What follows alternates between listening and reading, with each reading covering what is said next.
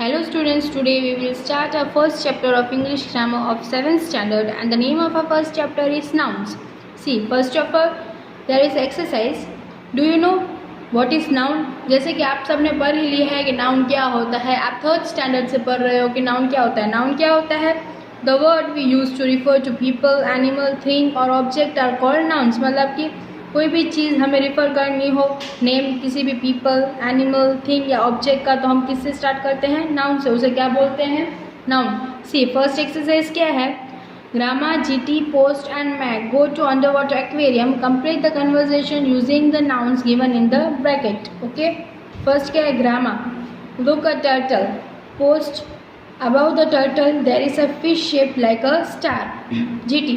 Yes, it is called a starfish. Mac. Look, grandma, that's a jellyfish. Grandma. Yes, this aquarium is named after this fish. GT. Oh yes, gel with the fish aquarium. Okay.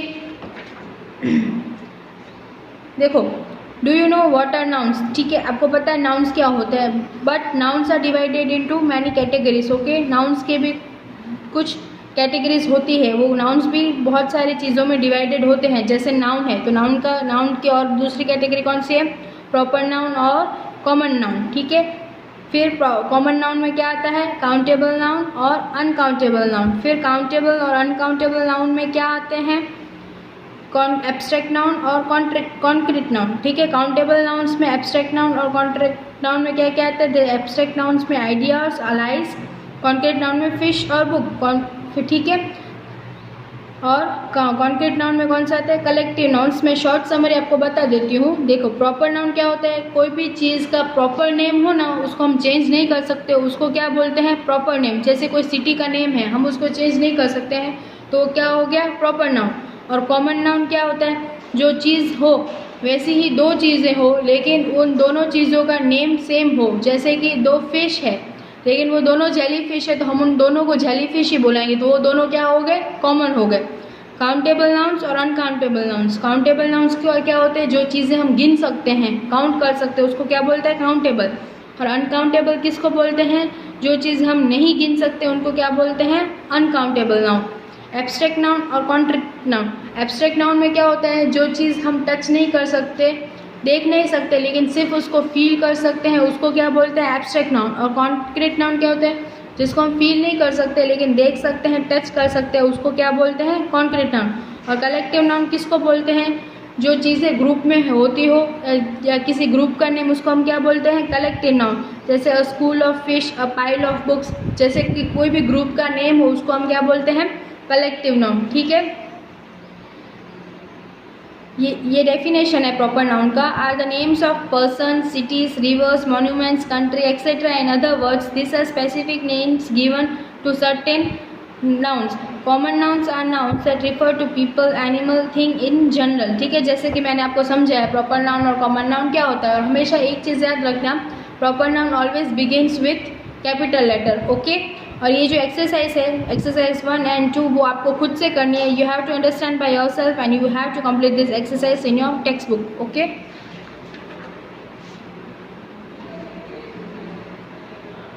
Now see, this is third exercise. Identify proper noun and common noun, put in the correct column. ठीक है. ये एक paragraph है, उसमें से तुम्हें देखना है कि कौन सा प्रॉपर नाउन है और कौन सा कॉमन नाउन है, और वो तुम्हें लिखना है. जो प्रॉपर नाउन है वो तुम्हें प्रॉपर नाउन के ब्रैकेट में लिखना है, और जो कॉमन नाउन है वो आप लोगों को कॉमन नाउन के ब्रैकेट में लिखना है. ठीक है. मैंने इधर लिखा है लेकिन मैं अभी आपको कुछ नहीं बताऊंगी, आप समझ लेना और फिर खुद से लिखना. और जब मैं आपको पिक्स भेजूंगी व्हाट्सएप पे, उस पर आप देख सकते हो और चेक कर सकते हो. ठीक है.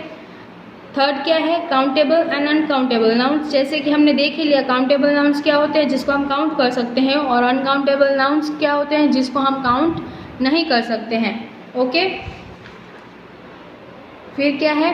Concrete and abstract noun. Concrete nouns are nouns that can be seen, heard, smelled और टच. जैसे कि मैंने आपको बताया, कॉन्क्रीट नाउन क्या होते हैं? कि जिसको हम देख सकते हो, सुन सकते हो, स्मेल कर सकते हो, लेकिन उसको हम लेकिन हम उसको फील नहीं कर सकते हैं, उसको क्या बोलते हैं? Concrete noun. और एब्स्ट्रैक्ट नाउन क्या है? कि हम जिसको देख नहीं सकते, टच नहीं कर सकते, लेकिन हम सिर्फ उसको अपने मेंटल स्टेट से फील कर सकते हैं। उसको क्या बोलते हैं? Abstract noun. ठीक है, देखो इधर है फॉर्मिंग एब्स्ट्रैक्ट नाउन्स। जैसे इसको हम कैसे फॉर्म कर सकते हैं एब्स्ट्रैक्ट नाउन को? जैसे बॉय प्लस हुड, तो उसको क्या हो जाएगा? बॉयहुड। डिक्टेटर प्लस शिप, तो क्या हो जाएगा? डिक्टेटरशिप। वैसे ही लॉयल प्लस लॉयल्टी, तो लॉयल्टी वैसे हो जाएगा। ओके, तो वैसे ही हमें इस पैराग्राफ में इस एग्जांपल्स को देख के हमें ये पैराग्राफ फिल करना है, फिलिंग द ब्लैंक्स फिल करने हैं। जैसे कि form abstract noun from the words given in brackets, use them to filling the blanks. जैसे the doctor see patients inside their offices so that they have dash, तो private का क्या आएगा? Privacy. Due to bad weather the train dash में get delayed by an hour or two, तो arrive, तो arrive का क्या आएगा? Arrival.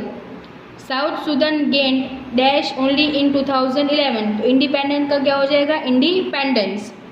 Rohan had imagine his new schoolmates to be unfriendly and cold, but the dash couldn't be more different, real, तो क्या हो जाएगा? reality. Post and Mac share a deep dash friends, तो friendship.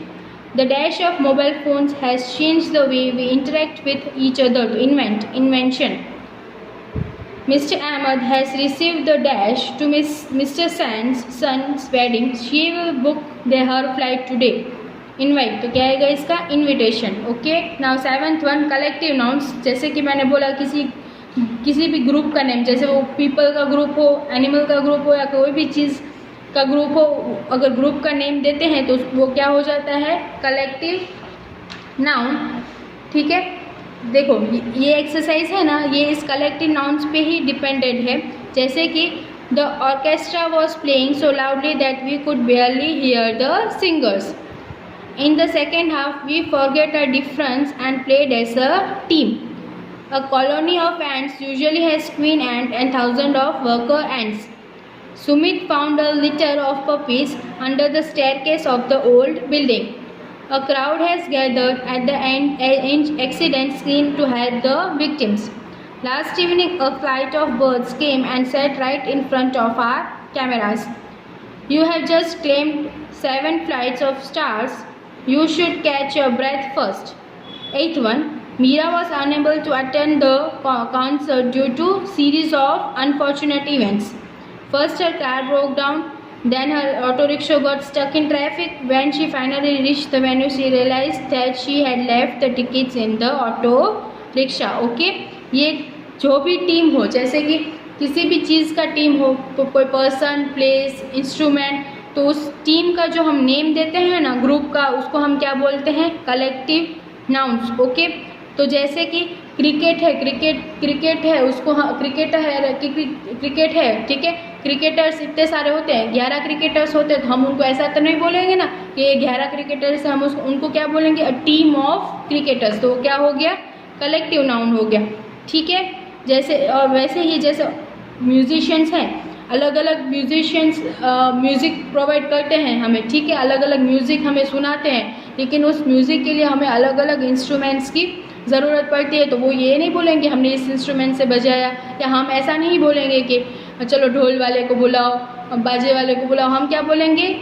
Call the orchestra for our venue. Okay, call the orchestra at our venue या for our event. ठीक है, ऐसे बोलेंगे तो ऑर्केस्ट्रा क्या हो जाता है? पूरा टीम का नेम हो जाता है।